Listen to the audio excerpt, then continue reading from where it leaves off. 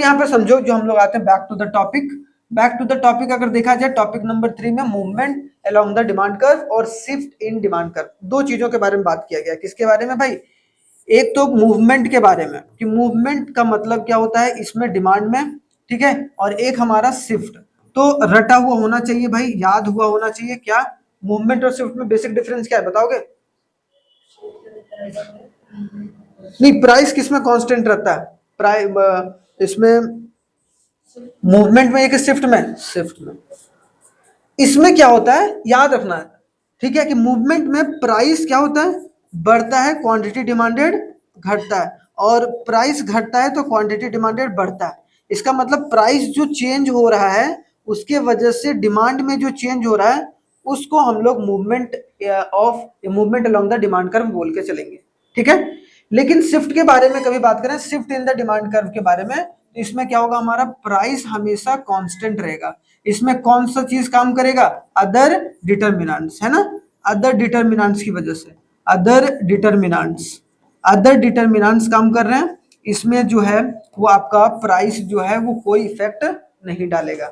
मतलब यहाँ पर प्राइस जो है वो सेम रहेगा, ठीक है, और क्वांटिटी जो है वो आपका बढ़ेगा या क्वांटिटी आपका घटेगा, ठीक है। तो यहाँ सिर्फ क्वांटिटी में चेंज हो रहा है, लेकिन प्राइस की वजह से नहीं हो रहा है, दूसरी चीजों की वजह से। जैसे कि मैंने बताया था प्राइस ऑफ रिलेटेड गुड्स की वजह से हो रहा है, जैसे मैंने बताया था कस्टमर के टेस्ट एंड प्रेफरेंस की वजह से हो रहा है, मैंने बताया था कि आपका क्लाइमेट चेंज की वजह से हो रहा है। उन सब सारी चीजों की वजह से आपका यहाँ पर जो है वो कुछ चेंजेस नजर आ रहे हैं, किसमें? क्वांटिटी डिमांडेड में। लेकिन इसमें प्राइस का कोई रोल नहीं होता है शिफ्ट में। बस ये दोनों चीज अगर जान गए, सीख लिए, तो फिर आपको आसानी होगा, ठीक है, क्या चीज?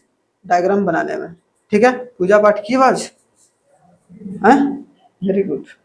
पूजा करने से शांति मिलता है ना। चलो, अब देखो यहाँ पर movement along the demand curve. सबसे पहले क्या देखेंगे? Movement along the demand curve. It means क्या? When the quantity demanded changes due to change in its own price, कि अपने प्राइस में चेंज होने की वजह से अगर क्वांटिटी डिमांडेड में कोई चेंजेस आता है, ठीक है, keeping other factor remains constant. इसमें और सारे जितने भी फैक्टर्स हैं या डिटर्मिनेंट्स है उसको हम लोग क्या करेंगे? कांस्टेंट रखेंगे। अब यहाँ पर क्या है? It is also known as change in the quantity demanded. इसको हम लोग दूसरा नाम क्या देंगे? चेंज इन क्वांटिटी डिमांडेड का नाम दे सकते हैं, ठीक है। अब यहाँ देखो, there are two types of movement. दो तरीके का मूवमेंट होता है। कितने तरीके का? दो तरीके का। कौन होता है भाई? एक होता है आपका एक्सपेंशन ऑफ क्वांटिटी, एक होता है आपका कॉन्ट्रैक्शन ऑफ क्वांटिटी। एक्सपेंशन और कॉन्ट्रैक्शन, याद रखना कि मूवमेंट में ही हमारा एक्सपेंशन होता है, ठीक है, एक्सपेंशन होता है, और आपका कॉन्ट्रैक्शन देखने को मिलेगा। क्या देखने को मिलेगा? कॉन्ट्रैक्शन। अब समझो कि अगर एक्सपेंशन होगा तो इसका जो मूवमेंट होगा वो राइटवर्ड होगा, राइटवर्ड मूवमेंट, है ना, या फिर हम लोग उसको राइटवर्ड बोलेंगे, और डाउनवर्ड मूवमेंट। यहाँ क्या बोलेंगे? लेफ्टवर्ड होगा और अपवर्ड मूवमेंट। अभी हम लोग डायग्राम के हिसाब से पूरा देखेंगे, बट यहाँ पर सिर्फ आप ये समझ लीजिए कि एक तरीके से चीजें किस तरीके से काम कर रही है, ठीक है। हो गया, चलिए आगे देखा जाए फर्स्ट। अब देखो यहाँ पर जो इंपॉर्टेंट कॉन्सेप्ट है वो क्या? Reason for the movement along the demand curve, कि क्या क्या रीजन है जिसकी वजह से मूवमेंट जो है वो डिमांड कर्व का हो रहा है। यहाँ पर सीधी सी बात है कि क्या हो रहा है, प्राइस पहले मान लेते हैं कि हम लोग का प्राइस जो था वो 50 रुपया था, ठीक है, प्राइस हमारा 50 रुपया था, तो हमारा क्वांटिटी डिमांडेड कितना हो रहा था भाई? मान लो जब 50 रुपया प्राइस था तो क्वांटिटी डिमांडेड 100 यूनिट हो रहा था, ठीक है, 100 हो रहा था, ठीक है। लेकिन अब प्राइस पी से P1 हो गया। क्या हो गया? प्राइस पी से P1, प्राइस बढ़ के हो गया मान लो 80 रुपया, ठीक है। जब प्राइस P1 हुआ तो देखो P1 हुआ, प्राइस यहां से यहां बढ़ा, ठीक है, तो क्वांटिटी हमारा क्या हो गया? कम हुआ कि नहीं हुआ? तो क्वांटिटी डिमांडेड जो 1 है वो हमारा कितना आ गया? मान लो 70 यूनिट आ गया। कोई दिक्कत यहां तक? इसका मतलब कि अगर प्राइस बढ़ रहा है तो क्वांटिटी डिमांडेड हमारा कम हो रहा है। तो पहले पॉइंट हमारा यहां था भाई, अब हमारा पॉइंट यहां चला गया। अब मतलब क्या हो गया? हमारे लेफ्टवर्ड शिफ्ट कर गया कि नहीं? अब लेफ्टवर्ड शिफ्ट कर गया तो हम लोग इसको क्या बोलेंगे? Contraction in demand. इसको क्या बोलेंगे? Contraction in demand. कॉन्ट्रैक्ट हो गया। याद रखना, कॉन्ट्रैक्ट मतलब हमारा पहले 100 यूनिट चीजें ले रहे थे हम लोग, अब कितना हो गया, अब 70 यूनिट ही हो गया, मतलब हमारा कॉन्ट्रैक्ट कर गया। तो अगर इस सिचुएशन में प्राइस एक तरीके से बढ़ रहा है क्वांटिटी, तो यहाँ पर हमारा क्या हो रहा है, कॉन्ट्रैक्शन हो रहा है। ठीक है, याद रखना कॉन्ट्रैक्शन हो रहा है। क्लियर? बस कॉन्ट्रैक्शन कैसे याद रखोगे, जो क्वांटिटी कम हो रहा है, जब क्वांटिटी कम हो रहा है तो कॉन्ट्रैक्शन। दूसरा, अगर जो प्राइस है वो एक तरीके से कम हो गया, प्राइस हो गया आपका 40 रुपया, मतलब P2 अब हो गया, P2 आपका कितना हो गया, 40 रुपया। जब प्राइस कम हुआ, यहां से यहां कम हुआ, तो हमारा क्वांटिटी क्या हो गया, बढ़ गया, तो Q2 कितना हो गया, मान लो 120 हो गया। तो अब क्वांटिटी जो 2 है वो कितना हो गया, 120 यूनिट। ठीक है, रुपया नहीं, यूनिट। ठीक है, यूनिट हो गया। मतलब ये किधर शिफ्ट किया, एक तरीके से राइट वर्ड, या फिर बोला जाए मूव किधर किया, राइट की तरफ मूव किया, शिफ्ट का नाम नहीं लेंगे। तो इसकी वजह से क्या हो रहा है, एक्सटेंशन इन डिमांड। यहां हमारा डिमांड क्या हो रहा है, एक्सटेंड कर रहा है, इसके वजह से क्या हो रहा है, एक्सटेंशन इन डिमांड हो रहा है। क्या हो रहा है, एक्सटेंशन इन डिमांड। ठीक है, यहां तक क्लियर हो गया, एक्सटेंशन और कॉन्ट्रैक्शन। रट जाना भाई, यहां से क्वेश्चन अगर आएगा तो कोई दिक्कत परेशानी नहीं होना चाहिए। अब यहां बोला मूवमेंट अकर्स हो रहा है, मूवमेंट जो हो रहा है, ये कॉन्ट्रैक्शन और एक्सपेंशन जो हो रहा है वो किसकी वजह से हो रहा है, चेंज इन द प्राइस की वजह से हो रहा है। और सारी keeping all the other factor remains constant, वो क्या स्थिर है, उसमें कोई भी चेंजेस नहीं हो रहा है। ठीक है, क्या हो रहा है भाई, increase in the price leads to the contraction in the quantity demanded, मतलब जब प्राइस इंक्रीज हो रहा है तो कॉन्ट्रैक्ट हो रहा है, प्राइस देखो यहां से यहां इंक्रीज हो रहा है तो कॉन्ट्रैक्ट।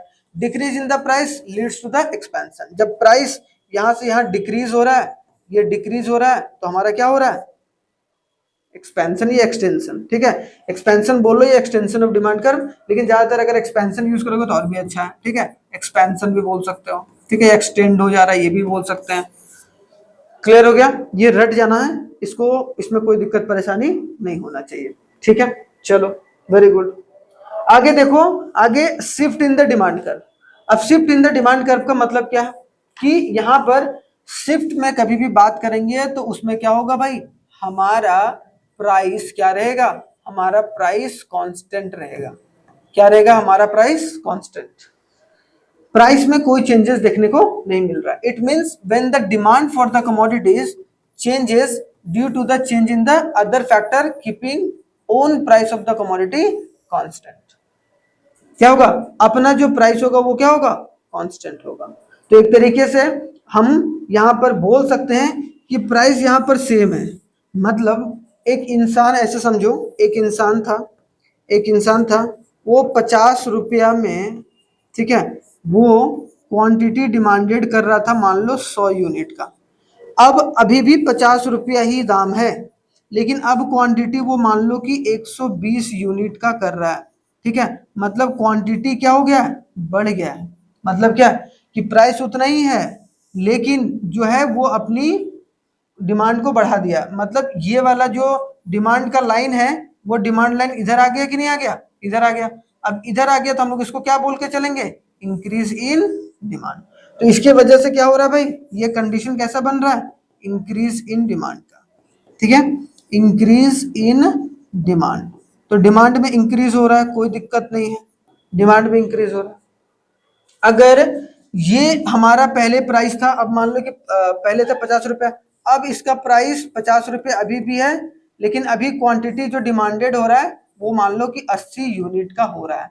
मतलब प्राइस वही का वही है, लेकिन क्वांटिटी डिमांडेड अब कम हो रहा है। मतलब इधर हमारे से लेफ्ट में, तो लेफ्ट जा रहा है भाई, लेफ्ट वर्ड में जा रहा है, तो हम लोग इसको क्या बोल के चलेंगे, डिक्रीज इन डिमांड। देखो यहाँ पर ऐसे, ये यहाँ ऐसे जाएगा लाइन। ठीक है, इसको क्या बोलेंगे, डिक्रीज इन डिमांड। एक हो गया इंक्रीज इन डिमांड, और ये वाला हो गया डिक्रीज इन डिमांड। तो increase in demand, decrease in demand, बस इसमें ये वाला लाइन इमेजिनरी है, ये लाइन ऐसे बना देना। ठीक है, ये इतना क्वांटिटी फिर इतना क्वांटिटी फिर इतना क्वांटिटी, जैसे लाइन बनाओगे। ठीक है, सिंपल सी बात समझ में आ गई, कोई दिक्कत यहाँ पर। ठीक है, यहाँ पर भाई आप लोगों को भी दिक्कत नहीं होना चाहिए। आगे देखो, अगर यहाँ बोला गया a shift in demand curve can be due to, shift in demand जो हो रहा है वो किसकी वजह से हो रहा है, एक तो भाई इंक्रीज इन डिमांड की वजह से हो रहा है। इंक्रीज इन डिमांड की वजह से शिफ्ट हो रहा है, जब डिमांड में इंक्रीमेंट हो रहा है तो एक तरीके से, और जो डिक्रीज इन डिमांड की वजह से हो रहा है शिफ्ट, है ना। तो ये क्वेश्चन बहुत बार पूछा गया है कि भाई जो शिफ्ट होता है डिमांड कर्व में वो किसकी वजह से हो रहा है? तो आप लोग बोलोगे दो चीजों की वजह से हो रहा है, या तो इंक्रीज इन डिमांड हो रहा है या तो डिक्रीज इन डिमांड। या कोई बोलेगा ड्यू टू, यहां पर मैं ऐसे लिख दे रहा हूं, due to increase in demand बोल सकते हो, due to increase in demand, ठीक है, और या due to decrease in demand, increase in demand की वजह से या फिर डिक्रीज इन डिमांड की वजह से। ठीक है, पहला बोला गया इंक्रीज इन डिमांड। अब इंक्रीज इन डिमांड जो हो रहा है वो प्राइस की वजह से तो हो नहीं रहा है, हो रहा है क्या? प्राइस तो मूवमेंट में काम करता है, यहाँ तो अदर चीजें हैं, तो वही बोला गया when the demand of the commodity increases in spite no change in the price, कि डिमांड अगर किसी भी चीज का बढ़ता है, ठीक है, जबकि उसका जो प्राइस है उसमें कोई चेंजेस नहीं हो रहा, उसके बावजूद भी बढ़ रहा है, it is called the increase in demand. इसको हम लोग इंक्रीज इन डिमांड बोलेंगे। तो अगर डेफिनेशन आ गया what do you mean by increase in demand, तो when the quantity demanded increases but there will be no change in the price. तब फिर कैसे होगा भाई? द रीजन क्या है? रीजन में भी एज फॉलो हो सकता है, increase in the income of the consumer, लोगों का इनकम बढ़ गया होगा। तो मैंने कल भी बताया था आपको कि जब इनकम बढ़ता है तो कंज्यूमर का जो डिमांड है वो एक तरीके से बढ़ गया, तो यहाँ प्राइस तो इफेक्ट नहीं डाला ना, उसका पैसा, उसके पास ज्यादा पैसा आ गया भाई, तो ज्यादा खरीद रहा है, खत्म कहानी। ठीक है, हो सकता है decrease in the price of complementary goods, जो उसको गुड को कॉम्प्लीमेंट कर रहा था, मान लो कि आप अपने कॉफी का, उसको कॉफी का डिमांड जो है उसने बढ़ा दिया, कॉफी का डिमांड बढ़ा दिया, तो सिंपल सी बात है भाई, जो टी का प्राइस होगा वो बढ़ा होगा, इसीलिए वो अपने कॉफी का डिमांड जो बढ़ा दिया। ठीक है, इसका मतलब उसके प्राइस दूसरे के प्राइस में कोई चेंजेस हुआ होगा या डिक्रीमेंट हुआ होगा। मान लो कि टी पहले कर रहा था, ठीक है, अब वो कॉफी करने लगा, क्यों? क्योंकि इसका प्राइस जो डिक्रीज हो गया, तो decrease in the price of complementary goods, जिसके वजह से उसका डिमांड जो है वो एक तरीके से बढ़ गया। ठीक है, यहां समझ में आ गया। आते increase in the price of substitute goods, हो सकता है कि सब्स्टिट्यूट गुड्स का जो प्राइस है या कॉम्प्लीमेंट, अच्छा ये मैंने उल्टा बोल दिया, कॉम्प्लीमेंट्री में क्या होगा? कॉम्प्लीमेंट्री में कार और पेट्रोल होगा, सॉरी, ठीक है, कार और पेट्रोल की वजह से। तो जैसे मान लो कि कार है, तो कार का प्राइस जो होगा, कार का जो प्राइस हुआ होगा वो क्या होगा? डिक्रीज हुआ होगा, तो कार का प्राइस डिक्रीज हुआ होगा तो ये ज्यादा कंज्यूम कर रहा है, लेकिन यहाँ प्राइस की वजह से तो हो नहीं रहा है ना? समझ में आ रहा है कि मतलब जो पेट्रोल का जो बढ़ा है वो प्राइस की वजह से बढ़ा है? नहीं, बल्कि वो दूसरे जो गुड्स हैं, कॉम्प्लीमेंट्री गुड्स, सब्स्टिट्यूट गुड्स में ये वाला चीज है। ठीक है, तो याद रखना दोनों इसी के पार्ट हैं, या तो सब्स्टिट्यूट गुड्स या मतलब सब्स्टिट्यूट गुड्स या कॉम्प्लीमेंट्री गुड्स में कोई चेंजेस आया होगा, इसी वजह से उसके डिमांड में कोई चेंजेस हुआ होगा। ये समझ में आ गया? दोबारा समझाऊं? समझ में आ गया? बस यही चीज याद रखना कि कॉम्प्लीमेंट्री गुड्स में जो होता है डिक्रीज इन द प्राइस की वजह से वहां डिमांड बढ़ता है, और इसमें इंक्रीज इन द प्राइस किसमें? सब्स्टिट्यूट गुड्स में। सब्स्टिट्यूट गुड्स टी और कॉफी, कि भाई जो हुआ प्राइस में इंक्रीज हो गया, जिसकी वजह से हम सब्स्टिट्यूट गुड्स को ज्यादा कंज्यूम करने लगे। ठीक है, क्लियर? अब आगे आते हैं fourth, change in the taste and preference. Change in the taste and preference, कि प्रेफरेंस अगर चेंज हो गया, हमारा प्राइस को लेने देना नहीं है, प्रेफरेंस में चेंज हो गया जिसकी वजह से हमने चेंजेस कर दिए, तो ये बात है समझ में। दूसरा है डिक्रीज इन डिमांड। तो डिक्रीज इन डिमांड किसकी वजह से हो रहा है भाई? कि when the demand of the commodity falls, कि डिमांड ऑफ द कमोडिटी क्या हो रहा है? फॉल हो रहा है, किसकी वजह से? जबकि प्राइस की वजह से नहीं, बल्कि बहुत सारी दूसरी चीजों की वजह से। वो कौन सा वजह है भाई?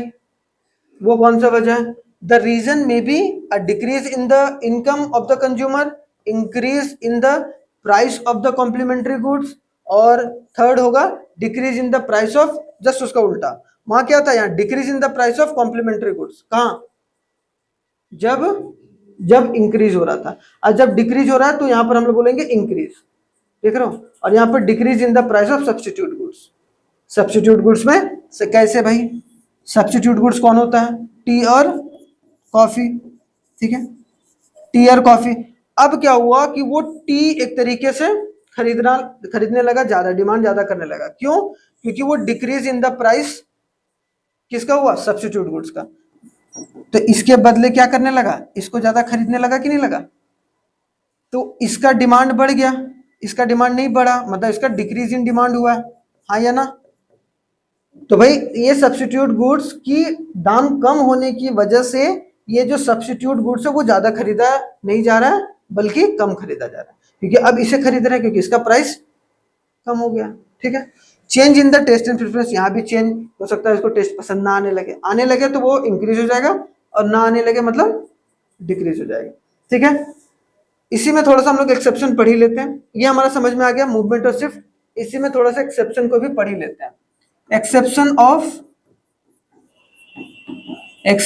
Of law of demand. अब exceptions of law of demand का मतलब क्या होता है, मैंने कल भी बताया था। एक्सेप्शन का मतलब जहां पर लॉ ऑफ डिमांड काम नहीं करता। मतलब क्या हो रहा है भाई, यहां पर सबसे पहली बात याद करना है, क्या याद रखना है, कि जब प्राइस मान लो 10 रुपया प्राइस था, तो क्वांटिटी जो खरीदा जा रहा था वो मान लो 20 क्वांटिटी खरीदा जा रहा था। अब जब प्राइस बढ़ गया तो क्वांटिटी डिमांडेड भी क्या हुआ, बढ़ गया। क्वांटिटी भी एक तरीके से अब 30 हो गया। इसका मतलब जो इसका डायरेक्शन है या फिर इसका कर्व है वो किधर की ओर जाएगा, अपवर्ड की तरफ। बल्कि डिमांड में किधर जाता है, डाउनवर्ड। डी से डिमांड, डी से डाउनवर्ड। तो यहाँ पर समझने वाली बात है कि इसका अपवर्ड कर्व होता है। क्या होता है भाई, अपवर्ड कर्व होता है। ठीक है, अपवर्ड कर्व होता है। अब जब यहाँ पर प्राइस बढ़ता है तो क्वांटिटी डिमांडेड भी बढ़ता है, और जब प्राइस घटता है तो अगर क्वांटिटी डिमांडेड भी घटेगा, तो इसको हम लोग बोल के चलेंगे कि ये exception of law of demand है। ठीक है, ये कॉन्सेप्ट क्लियर है। अब यहाँ पर समझने वाली बात है किन किन चीजों की वजह से जो exception of law of demand होता है। सबसे पहली बात है लग्जरियस गुड या लग्जरी गुड्स। जो लग्जरी गुड्स होते हैं, है ना, लग्जरी गुड्स होते हैं या एक्सपेंसिव गुड्स होते हैं, इसको ऐसे बोलेंगे एक्सपेंसिव।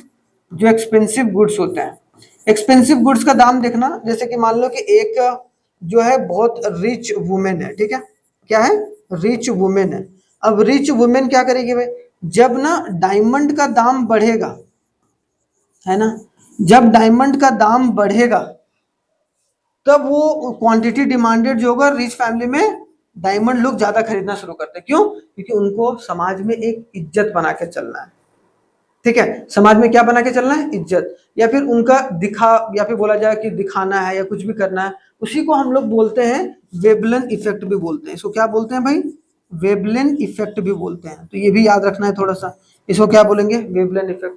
जब इंसान जो होता है समाज में अपनी हैसियत दिखाने के लिए ज्यादा खर्च करता है, हैसियत दिखाने मतलब इसके पास है पैसा, ऐसी बात नहीं पैसा नहीं है, एक होता है दिखावटी की वजह से, कि भाई मेरा बगल वाला जो है वो बुलेट ले लिया तो हम भी बुलेट ले लेंगे, चाहे पिताजी का जो है वो पॉकेट क्यों ना फट जाए, हाँ, लेकिन उसके बावजूद भी लेंगे।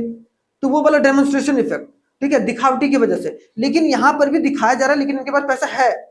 ठीक है, लेकिन ये जब दाम बढ़ेगा ना, तब एक तरीके से इनकी क्वांटिटी, तो इनको लगता है कि यार मेरा समाज में ना प्रेस्टीज है, इज्जत है। और वो जब मार्केट में जाएंगे तो उनको बोले कितना में लिए, नया मॉडल है, ये है। इसे देखना, आईफोन की बिक्री जो होती है, जैसे ही शुरू होता है कोई नया मॉडल आता है, जो बड़े बड़े जो लोग होते हैं जो सोसाइटी में, वो तुरंत आईफोन जो है वो ले लेंगे, क्योंकि वो समझते हैं कि ये हमारे एक तरीके से नहीं लिए तो हमारी स्टैंडर्ड में कमी आ जाएगी, ऐसा लोग मानते हैं। तो उन सब सारी चीजों में क्या होता है, एक्सेप्शन काम करता है, कि डिमांड बढ़ जाता है प्राइस के बढ़ने के बाद भी। ठीक है, दूसरा चीज, ये तो पहला हो गया। दूसरा जो था हमारा एक्सपेक्टेशन था, expectation about the future price. क्या था, एक्सपेक्टेशन ऑफ फ्यूचर प्राइस। अब मान लो कि कोई इंसान है, एक इंसान है भाई, अब एक इंसान है, मान लो कि राजू। अब वो क्या कर रहा है कि भाई ये सोच रहा है कि आने वाले 3 मंथ के बाद, 3 मंथ के बाद जो होगा, वो मान लो कि एसी खरीदना है उसे, एसी का दाम बढ़ेगा। वो या क्या सोच रहा है भाई, कि 3 महीने के बाद एसी का दाम बढ़ेगा, 3 महीने के बाद एसी का दाम बढ़ेगा। तो अभी क्वांटिटी डिमांडेड क्या होगा, बढ़ेगा। तो देख रहे हो, वो सोच रहा है कि एसी का दाम बढ़ेगा 3 महीने के बाद, जिसके वजह से क्वांटिटी डिमांडेड बढ़ गया। तो दोनों का कैसा रिलेशन है, एक ही जैसा है ना, दोनों एक ही डायरेक्शन में जा रहा है। इसका मतलब यहाँ पर एक्सेप्शन काम कर रहा है। अगर ये सोच रहा है 3 महीने के बाद कि भाई जो प्राइस है वो कम होगा, तो अभी क्वांटिटी डिमांडेड क्या होगा, अभी होगा क्या, नहीं होगा। अभी क्वांटिटी डिमांडेड क्या होगा, कम हो जाएगा। इसी को हम लोग बोलेंगे यहाँ पर कि ये exception of law of demand work कर रहा है। Exception of law of demand, law of demand work. ठीक है, ये वर्क्स। आई बात समझ में? यहां पर क्या काम कर रहा है? Exception of law of demand. Clear? एक आपने सुना होगा, हमने देखा था इंफीरियर गुड्स के बारे में, देखा था ना? एक तो इंफीरियर गुड्स देखा था हम लोग, और एक आपका आपने नाम सुना होगा गिफिन गुड्स के बारे में। किसके बारे में भाई? गिफिन गुड्स के बारे में। ठीक है, गिफिन गुड्स में क्या होता है कि इंफीरियर गुड्स में क्या होता था, जब इनकम बढ़ता था तो इंफीरियर गुड्स का डिमांड होता था, वो क्या होता था, कम हो जाता था, घटिया वस्तु का, अनब्रांडेड का। यहाँ इनकम काम कर रहा है, अभी प्राइस पर नहीं आया, प्राइस अभी उस पर आएंगे, इसलिए वो exception of law of demand हो जाता है।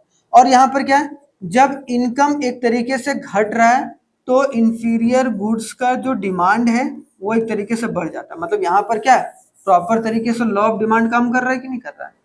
कर रहा है, लेकिन वो इनकम के हिसाब से कर रहा है, प्राइस के हिसाब से नहीं कर रहा है। तो इसको हम लॉ ऑफ डिमांड नहीं बोलेंगे। क्यों? क्योंकि ये इनकम के हिसाब से कर रहा है। ठीक है, तो हम लोग इसको बोल सकते हैं इंक्रीज इन डिमांड और डिक्रीज इन डिमांड, क्योंकि यहाँ प्राइस कोई रोल प्ले नहीं कर रहा है ना, प्राइस कोई रोल प्ले नहीं कर रहा है। और हमने अभी देखा, जब इनकम के बढ़ने और घटने की वजह से अगर क्वांटिटी डिमांडेड बढ़ता है या घटता है तो उसको हम लोग क्या बोलते हैं भाई, या तो डिक्रीज इन डिमांड बोलेंगे या तो हम लोग इंक्रीज इन डिमांड बोलेंगे। ठीक है, हमने इंक्रीज। लेकिन गिफिन गुड्स में क्या होता है, जब भी कोई चीज का प्राइस अगर बढ़ रहा है, ठीक है, और अगर उसकी क्वांटिटी डिमांडेड भी बढ़ जाए, और अगर प्राइस कम हो रहा है तो क्वांटिटी डिमांडेड भी कम हो जाए। ठीक है, मतलब वैसे इंफीरियर गुड्स का, मतलब वैसे घटिया वस्तु का, जब किसी घटिया वस्तु का अगर प्राइस बढ़ जाता है तब उसकी क्वांटिटी डिमांडेड बढ़ जाता है। क्योंकि बहुत सारी बार क्या होता है कि लोगों को ये लगता है यार इसका कीमत बढ़ गया, यार ऐसा ना हो कि आने वाले समय में और भी ज्यादा पैसा बढ़ जाए इसका, तो यार खरीद के रख लो, तो क्वांटिटी डिमांडेड बढ़ जाता है। तो याद रखना, Giffen goods are those inferior goods, ऐसे करना, Giffen goods are those inferior goods when the price will increase the quantity demanded will increase, and when the price will decrease quantity demanded will decrease। ऐसा कुछ होता है। तो अगर कोई बोलेगा गिफिन गुड्स और जो है इंफीरियर गुड्स में बेसिक डिफरेंस क्या है, कि भाई जो इंफीरियर गुड्स है वो इनकम के हिसाब से काम करता है और जो गिफिन गुड्स है वो प्राइस के हिसाब से काम करता है। इसीलिए यहाँ पर exception of law of demand हम लोग बोल के चलते हैं, और इसको हम लोग exception of law of demand नहीं बोलते। ये किसके अंदर आएगा? Exception of law of demand के अंदर आएगा, exception of law of demand. ठीक है, लॉ ऑफ डिमांड। ठीक है, समझ में आया? बेसिक बस यही चीजें थी। मतलब आपका किस में? एक्सेप्शन में। एक्सेप्शन में गिफिन गुड समझ में आया? यही वाला पीडीएफ जो होगा वो आप लोगों को मिल जाएगा। ये समझ में आया? फिर आपका एक्सपेक्टेशन समझ में आ गया। ठीक है, उसके बाद आपको एक लग्जरी और एक्सपेंसिव गुड के ऊपर समझ में आ गया। ठीक है, अच्छा एक बात बताओ, जब फार्मर होता है, एक किसान होता है, लास्ट टॉपिक है, फार्मर जब होता है, फार्मर का अगर मान लो कि जब टमाटर का उत्पादन या फिर प्रोडक्शन बहुत ज्यादा बढ़ जाए तो उसकी प्राइस क्या होती है? बढ़ जाती है, घट जाती है? तो किसको घाटा होगा? फार्मर को घाटा होगा। ये वाला भी बहुत बार पूछा गया है। ठीक है, कि मान लो कि अगर क्वांटिटी डिमांडेड जो एक फार्मर का बहुत ज्यादा, एक तरीके से बहुत ज्यादा पैदावार हो गया इस साल, तो क्वांटिटी जब मार्केट में आएगा तो वो कम दाम मिलेगा उसको, तो किसको घाटा होगा? प्रोड्यूसर को। जब हम लोग सप्लाई वाला चैप्टर पढ़ेंगे तो उसमें भी देखेंगे उसको। तो ये वाला भी कौन सा भी याद आ गया तो मैं बता दिया। ठीक है, तो समझ में आ गया? ठीक है, कोई दिक्कत, कोई परेशानी नहीं? चलिए, तो धन्यवाद, थैंक यू वेरी मच।